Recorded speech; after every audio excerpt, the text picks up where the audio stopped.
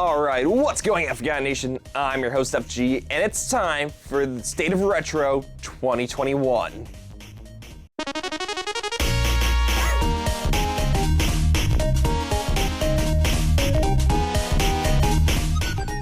For those new to the channel, this is an annual end-of-year review where we not only reflect on what's happened in 2021 in gaming, but also a chance to discuss the channel, the growth we've had, some of the analytics, as well as what's to come in the future.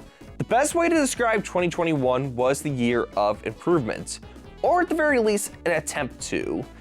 This was when we were trying to pick up the pieces from everything that happened in 2020, and while we were still feeling the effects from it, we were working trying to make the world just a little more normal how it was before that happened. Of course, there were some hiccups along the way, and it's still not completely over yet, but we're still on track to trying to fix what happened. In the case of my channel, I actually did have to put it on the back burner in the first half of the year to focus on my school studies. Having worked an internship in the spring, and then going for my master's degree in the summer. And when I finally did find some time, we were able to create some more content, including some gameplay sessions based on some Sega arcade classics, some vinyl hands-on videos, some of which were actually brand new to my collection when I was filming them, as well as an unboxing from limited run games in the form of Shantae for the Game Boy Color.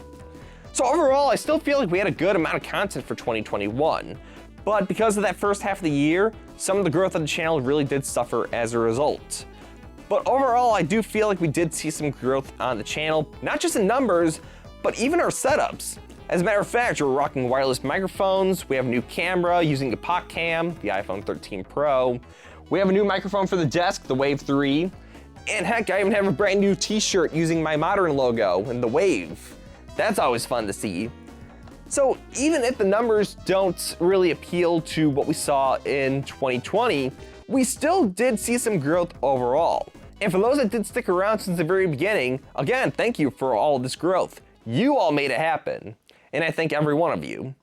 So let's continue on with the State of Retro. Let's transition next to my personal pick for Game of the Year. Choosing Game of the Year wasn't really an easy task for me. To be honest, the first half of the year was pretty slow with some big games, but by the second half, we had some really great gems for the current generation and even the past. Some examples, of course, include It Takes Two, Resident Evil Village, Ratchet & Clank Rift Apart, and then my personal pick, which is actually Metroid Dread. And don't think that this decision is just based purely on my love of the series or even just nostalgia, because overall I think the reason that, well, I know the reason I chose it was because it was a satisfying challenge. And it's not to say that any other games don't have that kind of challenge. I think what it was is that through its gameplay and how it was able to evolve the series' roots from its 2D gameplay style, not only did it feel like a satisfying evolution from the series thanks to Mercury Steam, but it was also a satisfying conclusion to the main storyline carried as far back as the original game on the NES. Which is crazy to think about, that this is a game that almost took 2 decades in the making for the final release.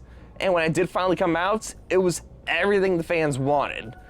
And I feel like that's where the greatest satisfaction comes out of this game. And as a reason, I actually really did enjoy it, because it was that thing that everyone wanted, but didn't think was ever gonna happen. So my personal pick for Game of the Year 2021 is Metroid Dread.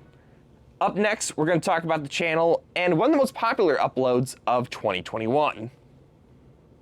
When we started covering more vinyl videos on the channel, the one that really did stick out to me, and one I was excited to cover especially, was the complete box set of Undertale.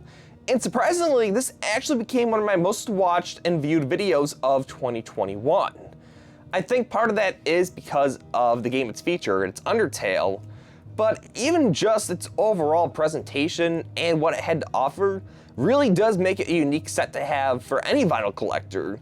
And I really did have a fun time with it. It honestly covered all the marks of everything I could ask for out of a vinyl soundtrack.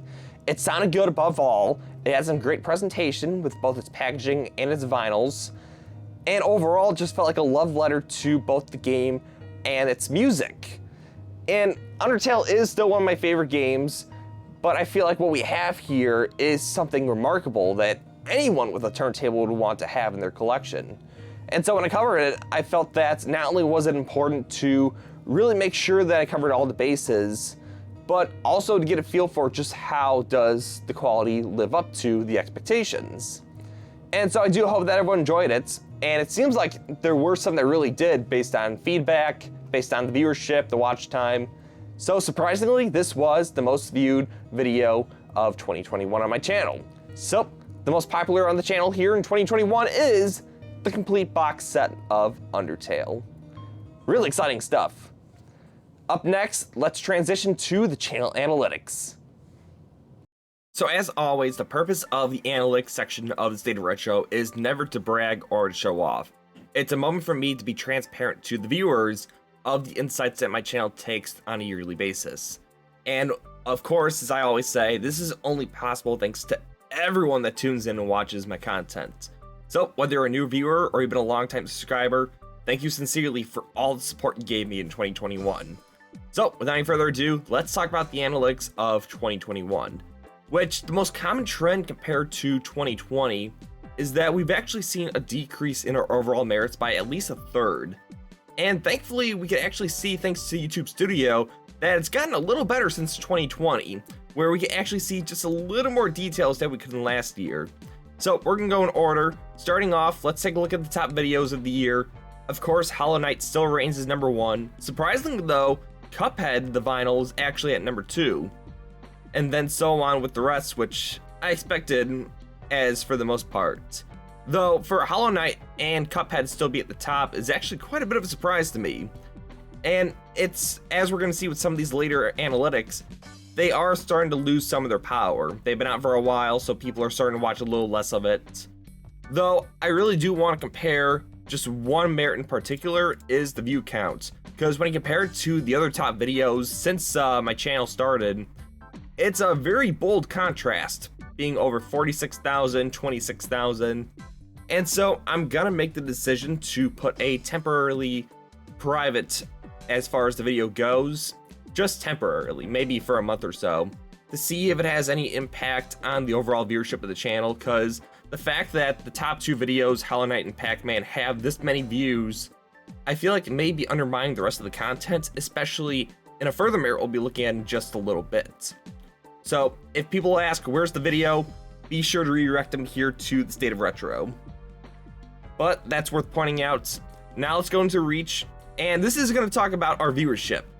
So starting with impressions, and make sure I go to 2021, we've had over 194.7 thousand impressions. This is when people see the video on YouTube, but they may not watch it. It can either be on the home feed or the subscriber feed, but the point is, they see the thumbnail and the title, and that's enough for them. And it's gone down 30% compared to last year, but it's still a very strong number, all things considered. And next up, we have the impressions click-through rate, which is 8.6%, which went down 4% compared to last year. This is when people see the video, they actually click it. So if you're being shown and you click it, that's what this percent means. For most YouTubers, this is a small number, but I feel like it's fine for what my channel is, especially the amount of content that I have. It is a pretty big decrease compared to last year's, though you gotta remember too that I really didn't make as much content in the first half. And then let's take a look at viewership. We had 24.9 thousand views in 2021 alone. That's a really big number, and it's amazing to think that almost 25,000 people at least clicked one of my videos to watch even a couple of seconds of it. To me, that at least means a lot. Though the number did go down 29% compared to 2020. Again, lack of content, though that might also be a problem when we look at future merits in just a small bit. Overall though, lots of people are finding me through the YouTube search, so my name is still on the small end. And really what people are finding me for is Hollow Knight, and a little bit of Cuphead too. So people that come to my channel are here because of that Hollow Knight unboxing. It's so crazy just how big a single video's had on the impact of the channel. It really is crazy to think about. Up next, let's go to engagement. Now, these are the big numbers. This is what you really want to focus on. Our watch time for 2021 was 1.1 thousand hours, not views. Again, this is still a really big number, and I think that's really good for a channel like me. though it did go down quite a bit compared to last year, almost 34%. Again, that common trend of overall stats having a third. And again, lack of content. But then I also want to give attention to the average view duration, which went down 6% compared to last year. 2 minutes 35 seconds. And I really need help with this one. Are my videos boring? Am I doing something wrong? Is it the content I'm covering that people don't like? Because the amount of work that does go into some of these later videos that people just aren't watching the whole thing. I mean, this is often one of the hardest merits for people to get on YouTube, because most people are only watching things for a short amount of time. Unless a video is really good, which I just can't live up to that standard, sadly. At this time anyways. They're not going to be watching the whole thing. And this is true for me too. There are videos where I do skip ahead to get to certain parts. So viewership did go down in 2021, and that is something that we're definitely going to want to improve for this next year. What I'm seeing though is a lot of people tend to dip out in the very beginning of my stuff. There are some videos where they do jump around, but not everyone sticks around.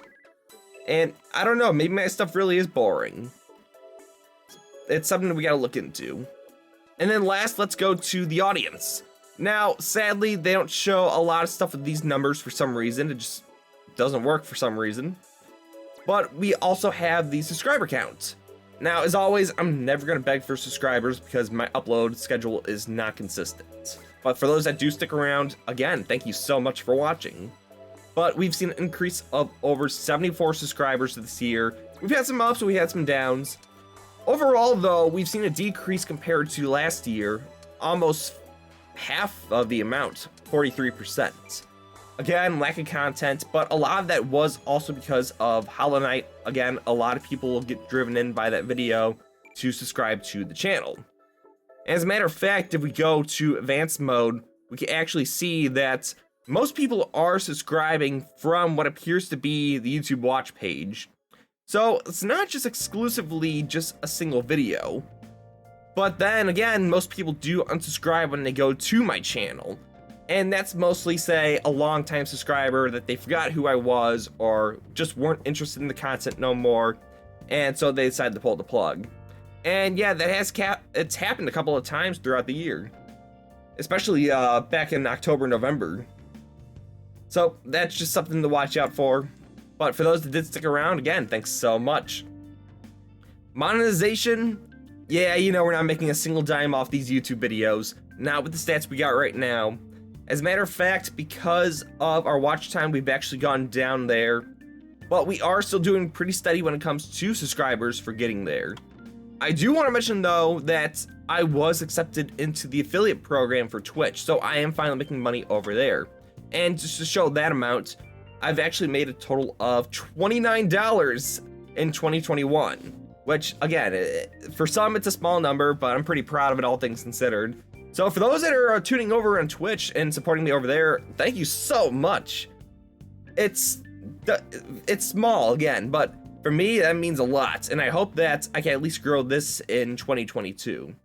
But that's going to do it for the analytics this year for the State of Retro. So let's switch over next with what's to come in the future. Let's talk about the future of the channel. So immediately, the first thing we're going to be seeing is a couple more vinyl videos. I still have a couple more I want to cover that we'll be looking at in the next couple of months. As a matter of fact, we're actually just finishing off Celeste, and we have 2 more videos based on those ones that I need to cover still. As a matter of fact, by the time this is going up, I'm actually still working on collecting the footage for Farewell, so do stay tuned for that. I want to try to get back in some more gameplay sessions. If anything, I also want to try another Let's Play, but I'm still deciding on that and whether that'd be a good idea. But above all, I really do want to keep experimenting with the channel, and so I'm thinking of taking more of a scripted approach. For context, none of my videos are actually scripted. To an extent, there are sections that are scripted, such as when I'm talking about the vinyls. But what I'm doing right now, I don't have a script, just an idea of what I want to say. And that has its benefits, but also its flaws. So for future videos, I want to try a more scripted approach. Maybe like a fully scripted video, like a review or an essay. So I'm going to look into that, and I still need to decide of how to approach that. That said too, I also want to try to consider ideas for short videos, videos that are only a minute long. I'm actually thinking of doing some retro reviews like I used to do in the past, but trying to narrow them down to only 1 minute. I feel like that could be interesting, but I'm still trying to figure out the execution. As a matter of fact, I may even consider putting some of those videos over on TikTok. Again, it's just an idea though, so I'm still looking at that. For those that saw my channel update in November, I was actually working on a small project in Blender, trying to recreate Namco Museum for VR. Now, there is a bit of a hiccup because I'm trying to learn Blender. It's actually been pretty difficult, all things considered. So this project is going to take a little more longer than I thought. I will share more when I finally do have some more details. So the best place to follow for that is over on my Twitter. But just know that it is still something I'm looking into, but it's not going to be out anytime soon. It may take a lot longer than I thought. And who knows, maybe Namco might beat me to it. But just so people don't say that I haven't forgotten about it, I am trying. But now here's the big news. This channel will be going on a hiatus this summer, around May. It's not a matter of when, it's a matter of how long. As part of my studies, I will be graduating this summer, and part of that, at least for my career anyways, involves having to take a 4-part exam. This is not an easy exam. This is something that you really need to take the time off to study for. Some people even consider it like their own full-time job just studying for it alone. And for that reason, I really do need to put some of my hobbies on the sideline, and that includes content creation. Now, I may do a little bit of Twitch on the side, but overall, I'm not gonna have the time for YouTube. And for that reason, I'm gonna have to put it away for some time. And then because I graduated, that also means that I'll have to start working soon because YouTube videos, at least in my current state, can't pay the bills. And if it's anything like my internship, it's gonna prove even more difficult to trying and keeping a consistent schedule. So this year actually could very well be the end of my channel. I'm not gonna do any like fear mongering saying, oh, if only I had the money, if only I had the numbers. No, this is both on me, but it's also just a matter of circumstance. So just do be aware of that. I will make another update when the time comes and what's gonna happen to the channel. But anyways, this is just a heads up in advance that this is something that will be going down. Once again, thanks everyone for the support throughout the years. This isn't goodbye just yet, and hopefully it won't be. But I'm gonna look into it and try to figure it out when the time comes. But hey, that's gonna do it for the State of Retro 2021. Stay tuned for some more videos coming out, and once again, thank you all for your support throughout the year, as well as since the very start. If you like this video, the best way to let me know is in the comments down below. And as always, I'll see you in the next video. And here's to 2022, everyone. Let's make this the year to count.